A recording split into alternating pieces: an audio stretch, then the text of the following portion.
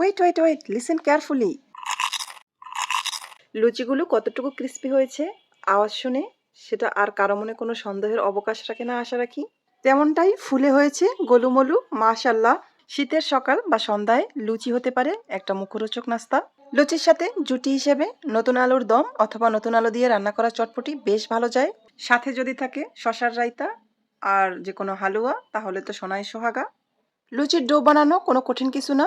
আমি আজকে পরাটার ডো থেকেই কিছুটা ডো রেখে দিয়েছিলাম, সেখান থেকেই লুচিগুলো বানাচ্ছি।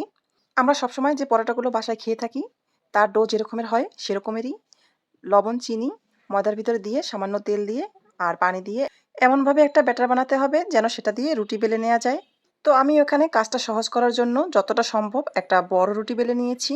লুচির সাইজের আর কিছু না পেয়ে সবচেয়ে বড় যে মেজারমেন্ট কাপটা ছিল আমার বাসায় সেটা দিয়ে আমি সবগুলো লুচি কেটে নিয়েছি। বাকি লুচিগুলো বানানোর আগে আমি এইগুলো ভেজে দেখবো কি এইগুলো ফুলে কি ফুলে না, তারপরে আমি বাকিগুলো বানাবো। তাই চলে গিয়েছি চুলার কাছে এইগুলো ভাজতে।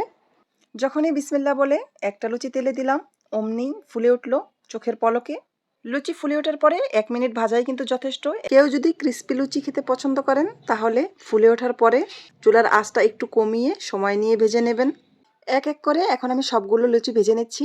লুচি বানানো এবং লুচি ভাজা এগুলো পানির মতো সহজ, আমি মনে করি সবাই পারে। তারপরও আপনাদের যদি কোনো জিজ্ঞাসা থাকে আমাকে অবশ্যই কমেন্ট করবেন, আমি অবশ্যই কমেন্ট পড়বো এবং রিপ্লাই করব। আর যারা অভিজ্ঞরা আছেন তারা অবশ্যই আমাকে গাইড করবেন।